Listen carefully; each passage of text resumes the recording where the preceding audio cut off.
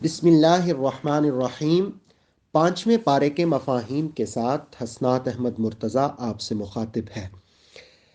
پانچویں پارے کے پہلے رکوع میں پاک دامن عورتوں کا ذکر ہوا اور پھر نکاح کی حکمت پاکیزگی کو بیان کیا۔ عورتوں کو حق مہر خوشی سے ادا کرنے کی ترغیب دی اور پھر کہا کہ جو شخص آزاد عورت سے نکاح کے لیے مال و دولت نہ رکھتا ہو اس کو مسلمان کنیزوں سے نکاح کی رخصت دی۔ کنیز وہ ہوتی ہے جو جنگ کے نتیجے میں مخالفین کی خواتین مسلمانوں کے قبضے میں آ جائیں۔ نکاح کے لیے ولی اور سرپرست کی اجازت کا تذکرہ بھی ہوا۔ نکاح کی ترغیب اور زنا سے باز رہنے اور بچنے کا حکم دیا۔ پوشیدہ اور خفیہ تعلقات عورتوں سے بنانے سے منع کیا۔ اس کے بعد پانچویں پارے کے دوسرے رکوع میں اللہ رب العالمین نے واضح کیا کہ یہ جو احکام ہیں یہ تمہارے لیے بیان کیے جاتے ہیں تاکہ تم ہدایت کے راستے پر چلو۔ آیت نمبر 27 میں خواہشات کی پیروی کرنے والوں کی صحبت سے بچنے کا حکم دیا۔ آیت نمبر 28 میں بیان کیا کہ اللہ تعالیٰ تمہارے لیے آسانی چاہتا ہے کیونکہ انسان کو ضعیف پیدا کیا گیا ہے۔ آیت نمبر 29 میں ایمان والوں کو 3 باتوں کا حکم دیا۔ نمبر 1، آپس میں باطل طریقے سے مال مت کھاؤ۔ نمبر 2، باہمی رضامندی سے تجارت کے طریقہ کار کو اپناؤ۔ نمبر 3، اپنے آپ کو ہلاکت میں نہ ڈالو۔ اگر کوئی ان احکام کی پابندی نہیں کرے گا تو اللہ کے لیے بہت آسان ہے کہ وہ انہیں آگ میں ڈال دے۔ پھر کبائر سے بچنے کا فائدہ بتایا کہ وہ صغائر بھی اس کی برکت سے معاف ہوتے ہیں اور اللہ تعالیٰ عزت والی جگہ میں داخل فرماتا ہے۔ پھر کہا کہ جو قسمت اور مقدر میں چیزیں ہیں انہی پر اکتفا کرو، اپنی اوقات سے بڑھ کر کے چیزوں کا مطالبہ نہ کرو۔ اللہ تعالیٰ سے اس کا فضل مانگتے رہو۔ وراثت کے حصے اللہ نے مقرر کیے ہیں۔ دور جاہلیت کی طرح منہ بولے بیٹوں کو شریک نہ کرو۔ اللہ تعالیٰ ہر چیز کا خوب مشاہدہ فرمانے والا ہے۔ پھر تیسرے رکوع میں یہ بیان کیا کہ مردوں کو عورتوں کا محافظ و نگران بنایا گیا ہے۔ وہ اپنے مال ان پر خرچ کرتے ہیں۔ نیک عورتیں اپنے خامند کی اطاعت کرتی ہیں اور اس کی عدم موجودگی میں اپنی عصمت کی حفاظت کرتی ہیں۔ نافرمان عورتوں کی تربیت کے لیے قرآن حکیم نے پہلے مرحلے پر انہیں نرمی سے سمجھانے کی ترغیب دلائی۔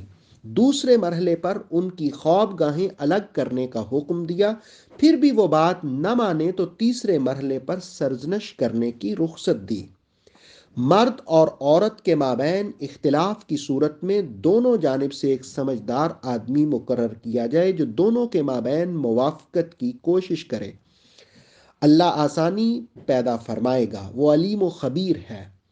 پھر کہا اسی کی عبادت کرو، والدین سے حسن سلوک کرو، رشتہ داروں، یتیموں، مسکینوں، ہمسائے جو رشتہ دار ہیں اور وہ پڑوسی جو رشتہ دار نہیں ہیں، ہم مجلس اور مسافر، ان سب لوگوں سے حسن سلوک کرو۔ اللہ تعالیٰ غرور کو پسند نہیں کرتا، بخل و کنجوسی کرنے والوں کے لیے ذلت آمیز عذاب ہے۔ ریاکاری کے ساتھ خرچ کرنے والے شیطان کے ساتھی ہیں۔ اہل ایمان دل کھول کر اللہ کی راہ میں خرچ کرتے ہیں اور خرچ کرنے والوں کو اللہ اجر دے گا۔ نافرمانوں پر گواہیاں قائم ہیں اور آپ صلی اللہ علیہ وسلم سب پر گواہ ہیں۔ پھر چوتھے رکوع میں شراب کی حرمت کے پہلے مرحلے کو بیان کیا کہ نشے کی حالت میں نماز کے قریب نہ جاؤ۔ ایمان والوں کو مخاطب کر کے رکوع میں دوسرا حکم حالت جنابت میں غسل کرنے کا دیا۔ پانی کے دستیاب نہ ہونے کی صورت میں تیمم کی اجازت دی۔ پاک مٹی پر ہاتھ مار کر اپنے چہرے اور بازوؤں پر پھیر لیے جائیں۔ بے شک اللہ معاف کرنے والا اور بخشنے والا ہے۔ اہل کتاب میں گمراہی اختیار کرنے والوں کے بارے میں کہا وہ ہدایت سے ہٹ گئے ہیں اور اللہ اپنے دشمنوں کو خوب جانتا ہے۔ اللہ ولی اور مددگار ہے۔ زبانوں کو بل دے کر مفاہیم بدلنے والوں کی مذمت کی اور فرمایا ان کو سمینا و عصینا کہنے کی بجائے سمینا و اطعنا، یعنی ہم نے سنا اور ہم نے اطاعت کی کہنا چاہیے تھا، اسی میں ان کے لیے خیر اور بہتری کا پہلو تھا۔ اے اہل کتاب، اللہ کے نازل کردہ پر ایمان لاؤ، یہ تمہاری بھی تصدیق کرتا ہے، وگرنہ سزا کے طور پر مسخ کر دیے جاؤ گے۔ ہفتے والے دن کی طرح لانتیں بھی تمہارا مقدر بن جائیں گی۔ اللہ شرک کرنے والوں کو معاف نہیں کرتا، اس کے سوا جسے چاہے معاف فرما دے۔ رب کریم ہی تزکیہ فرماتا ہے جس کا چاہتا ہے، اور وہ کھجور کی گٹھلی کے ریشے برابر بھی ظلم نہیں کرتا۔ اللہ پر جھوٹ باندھنے والے واضح گناہ کا ارتکاب کرتے ہیں۔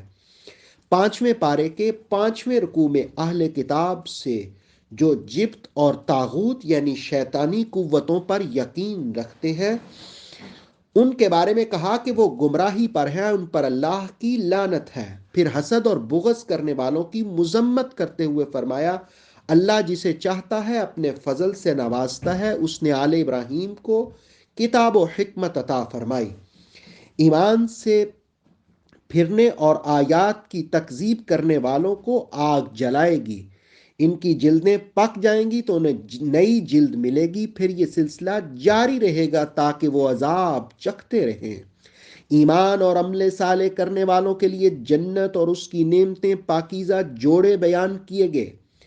پھر آیت نمبر 58 میں امانتوں کی پاسداری، عدل و انصاف سے فیصلے کرنے کا حکم دیا۔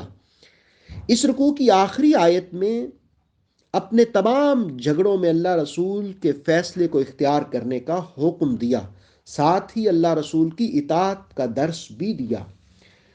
6 رکوع میں اللہ رب العالمین نے اس واقعے کو بیان کیا جب ایک مسلمان اور اہل کتاب میں سے ایک منافق کا مابین جھگڑا ہوا۔ رسول پاک علیہ السلام نے فیصلہ فرمایا تو وہ کہنے لگا صدیق اکبر کے پاس چلتے ہیں۔ انہوں نے بھی رسول کریم علیہ السلام کے فیصلے کو برقرار رکھا۔ پھر حضرت عمر کے پاس آئے تو آپ نے صورتحال کو دیکھتے ہوئے اس کا کام تمام کیا۔ آیت نمبر 60 یہ بتاتی ہے کہ بظاہر کتاب کو ماننے والے اپنے مقدمات میں فیصلے طاغوتی اور شیطانی قوتوں سے کرواتے ہیں۔ شیطان انہیں دور گمراہی میں بھٹکا دے گا۔ منافقین کتاب اللہ سے منہ موڑتے ہیں، پھر قسمیں کھا کر اپنی منافقت کو مصالحت کا نام دینے کی کوشش کرتے ہیں۔ اللہ تعالیٰ ان کے دلوں کو خوب جانتا ہے۔ محبوب آپ ان سے اعراض فرمائیں اور انہیں نصیحت فرماتے رہیں۔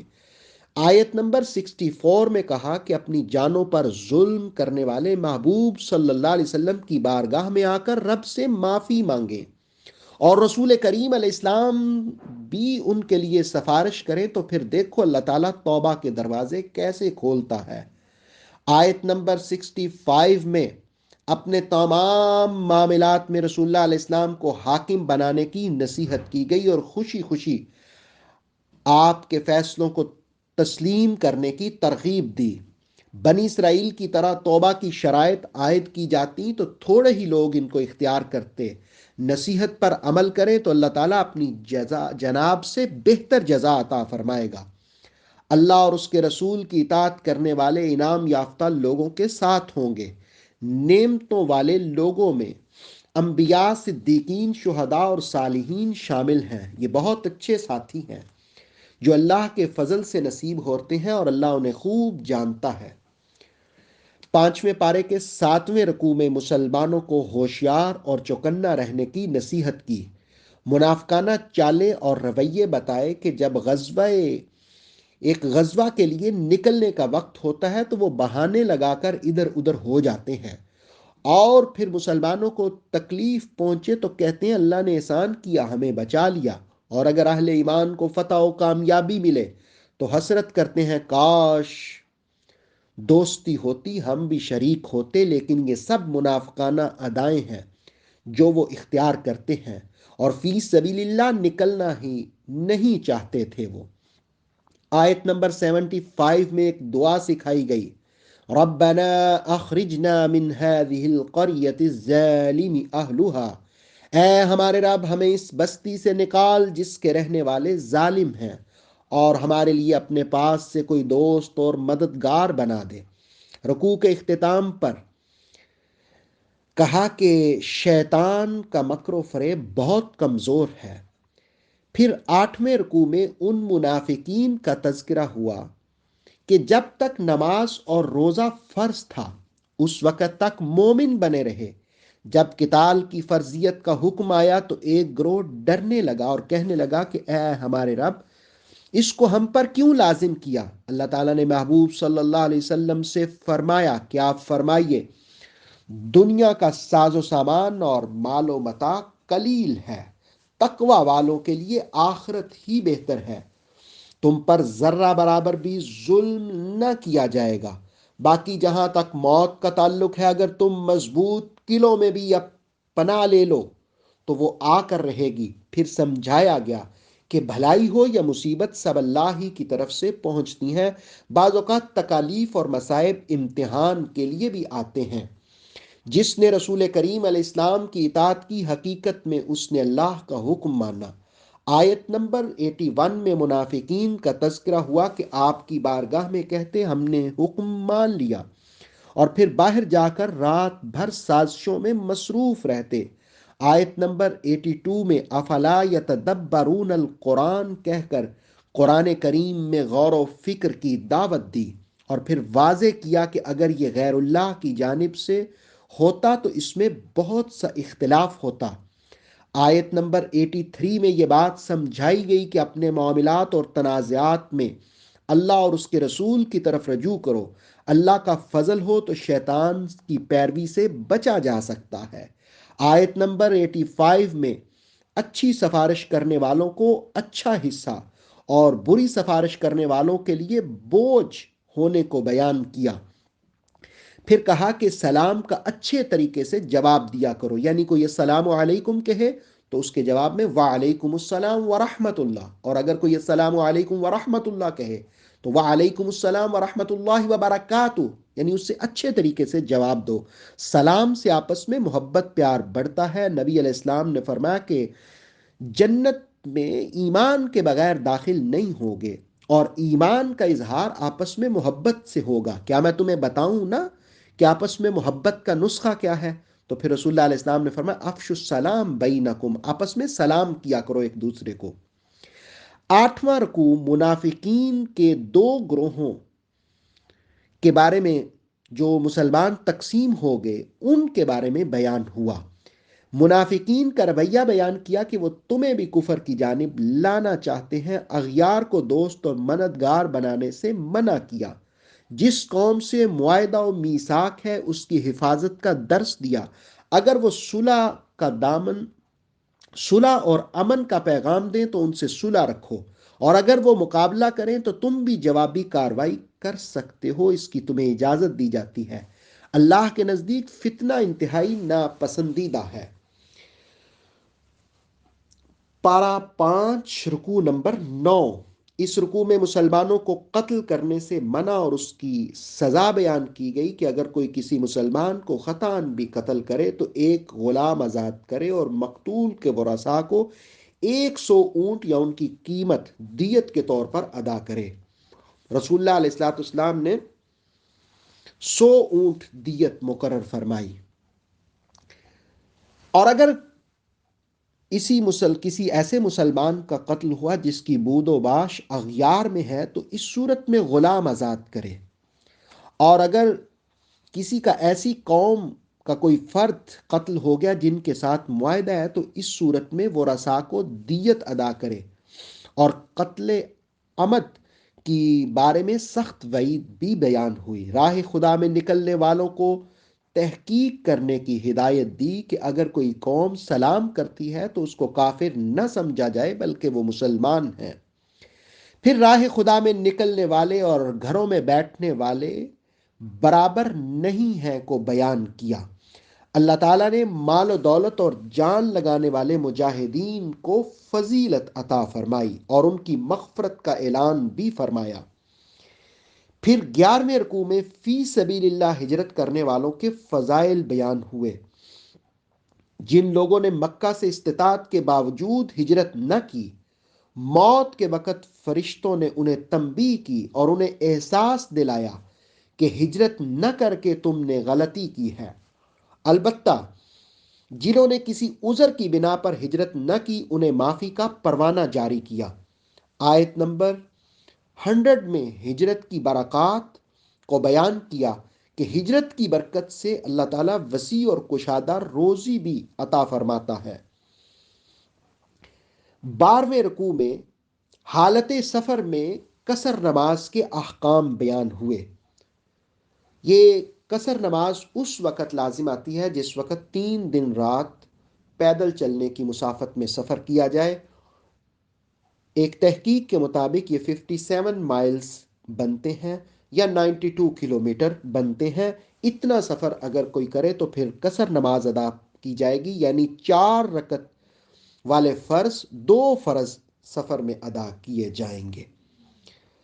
پھر حالت خوف میں ایک ہی امام کے پیچھے، خاص طور پر جب رسول اللہ علیہ السلام موجود تھے تو ان کی اقتداء میں نماز جماعت کے ساتھ پڑھنے کا طریقہ بیان کیا کہ لوگ جنگ کے موقع پر دو گروہوں میں تقسیم ہو جائیں، پہلے ایک رکعت ایک گروہ پڑھے اور پھر دوسرا گروہ آ جائے، تو اس طرح اس کا مکمل طریقہ بیان کیا۔ اس کے بعد نماز کے بعد اٹھتے بیٹھتے، کھڑے ہوتے اور پہلوؤں پر لیٹتے تمام صورتوں میں اللہ کا ذکر کرنے کی ترغیب دی۔ آیت نمبر 103 میں نماز کو ان کے اوقات میں پڑھنے کا حکم دیا، دکھ تکلیف میں اس پر اجر ملنے کی امید کی ترغیب دی۔ رکوع نمبر 13، اس میں بیان کیا کہ قرآن کی روشنی میں فیصلے کیا کرو۔ کسی نے چوری کا الزام دوسرے شخص پر لگایا، اس کے قبیلے نے اپنی بدنامی سے بچنے کے لیے اس کا ساتھ دیا تو حکم ہوا قرآن اور کتاب کے ساتھ فیصلے فرمائیے۔ طلب مغفرت کی ترغیب بھی دی۔ خیانت کرنے والوں سے کہا کہ اللہ خیانت کرنے والوں کو دوست نہیں رکھتا۔ ممکن ہے خیانت کرنے والے لوگوں کی نظروں سے بچ جائیں، لیکن اللہ رب العالمین کی نگاہ سے تو نہیں بچ سکتے۔ گناہ کا ارتکاب کرنے والوں کو توبہ کا حکم دیا اور دوسروں پر تہمت اور الزام لگانے سے منع کیا۔ 14ویں رکوع میں رسول کریم صلی اللہ علیہ وسلم کے علم کی وسعت کو بیان کیا اور فرمایا وَعَلَّمَكَ مَا لَمْ تَكُنْ تَعْلَمْ، اور آپ جو بھی نہیں جانتے تھے اسی چیز کا آپ کو علم عطا فرمایا۔ ایک موقع پر رسول کریم صلی اللہ علیہ وسلم نے فجر کے بعد خطبہ دیا۔ صحابہ کہتے ہیں ظہر کا وقت ہو گیا، پھر اترے اور ظہر کی نماز ادا کری، پھر آپ ممبر پر تشریف فرما ہوئے عصر تک خطبہ دیا، پھر ممبر سے نیچے تشریف لائے اور عصر کی نماز ادا کی، اور پھر آپ ممبر پر جلوہ افروز ہوئے حتیٰ کہ غروب آفتاب تک آپ نے خطبہ دیا۔ صحابہ کہتے ہیں کہ اس دن رسول اللہ علیہ السلام نے جب سے کائنات مارز وجود میں آئی تھی تب سے لے کر قیامت تک کے تمام احوال بیان فرما دیے، اس لیے کہ رسول اللہ علیہ السلام کی ذات اقدس وہ ہے جن کو علم دینے والا رب ذوالجلال ہے۔ پھر صدقہ دینے والوں لوگوں کے مابین اللہ کی خوشنودی کے لیے صلح کروانے والوں کو اجر عظیم کی بشارت دی۔ جان بوجھ کر رسول کریم علیہ السلام کی مخالفت کرنے والوں کو دوزخ کے ٹھکانے کا ذکر کیا۔ 15ویں رکوع میں بیان کیا کہ شرک کے سوا سب کی معافی ہوگی، شرک کرنے والا دور گمراہی میں ہوتا ہے، اور پھر کہا کہ شرک کرنے والوں کو شیطان بھٹکاتا ہے۔ شیطان مختلف رسوم و رواج میں مبتلا کر کے عقائد خراب کرتا ہے۔ دور جاہلیت میں اونٹنی 5 بچے جنتی، اگر 5واں نر ہوتا تو اس کے کان چھید کر بتوں کے نام میں چھوڑ دیتے۔ تخلیق خدا میں تبدیلی شیطانی اعمال میں سے ہے۔ شیطان جھوٹی امیدیں اور غرور میں مبتلا کرتا ہے۔ شیطان کے سب پیروکاروں کا ٹھکانہ جہنم ہے۔ ایمان اعمال صالح اختیار کرنے والوں کے لیے جنت ہے، چاہے وہ مرد ہوں یا عورت۔ پھر کہا ملت ابراہیمی کا تقاضا ہے کہ سر تسلیم خم کیا جائے رب العالمین کے سامنے جو ہر چیز کا احاطہ کیے ہوئے ہے۔ رکوع نمبر 16 میں عورتوں کے بارے میں سوال کرنے والوں کو بتایا اور سمجھایا، یتیم بچیوں کے ساتھ نکاح کرنے کی صورت میں ان کا حق مہر خوشی سے ادا کرو۔ دور جاہلیت میں اس حوالے سے بہت سی زیادتیاں کی جاتی، کمزوروں اور یتیموں کے ساتھ حسن سلوک اور عدل و انصاف کی ترغیب دلائی۔ اگر عورت مرد سے زیادتی کا خوف محسوس کرے تو ان دونوں کو صلح کا راستہ اختیار کرنا چاہیے۔ مرد کو بات سمجھائی کہ بخل کی بجائے سخاوت سے کام لینا چاہیے، نیکی اور تقوی شعار رہنا چاہیے۔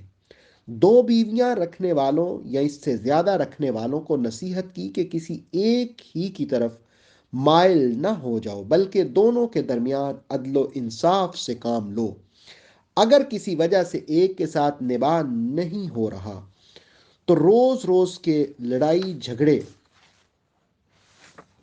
کرنے کی بجائے پھر علیحدگی کا فیصلہ کر لو۔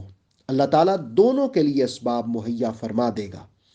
دنیا کے اجر طلب کرنے والوں سے کہا گیا کہ اللہ تعالیٰ کے پاس دنیا و آخرت دونوں کا اجر و ثواب ہے، اس کی بارگاہ سے دونوں طلب کرو۔ رکوع نمبر 17، ایمان والوں کو مخاطب کر کے کہا کہ عدل و انصاف سے گواہی دو، اگرچہ قریبی رشتہ دار ہوں، کوئی دولت مند شخص ہو یا کوئی فقیر ہو، لیکن تمہیں انصاف کے مطابق گواہی دینی چاہیے۔ نفس کی خواہشات کی پیروی نہ کرو، اللہ، رسول، کتاب اور فرشتوں پر ایمان پختہ رکھو۔ ایمان کے بعد کفر، پھر ایمان، پھر کفر، مذہب کو کھیل تماشا نہ بناؤ۔ منافقین کے لیے دردناک عذاب ہے۔ یاد رکھنا ساری عزتیں اللہ کے پاس ہیں۔ آیات اللہ کا مذاق اڑانے والوں کی صحبت سے اجتناب کرو، اللہ تعالیٰ سب کے مابین قیامت میں حق کے ساتھ فیصلہ فرمائے گا۔ 18ویں رکوع میں بیان کیا کہ منافقین اللہ کو دھوکہ دینے کی کوشش کرتے ہیں، اللہ انہیں ان کی سزا ضرور دے گا۔ منافقین سستی، کاہلی، ریاکاری اختیار کرتے ہیں، ہمیشہ ڈاواں ڈول رہتے ہیں۔ ایمان والوں کو نصیحت کی کہ اغیار کی بجائے اہل ایمان ہی اتھینٹک کو اپنا اسلامک دوست نالج کے بناؤ۔ لیے دیکھتے رہیے نور وحی یوٹیوب چینل۔ منافقین دوزخ کے پلیز سب سے لائک، نچلے درجے سبسکرائب میں ہوں اینڈ گے اور شیئر۔ وہاں ان کا کوئی مدد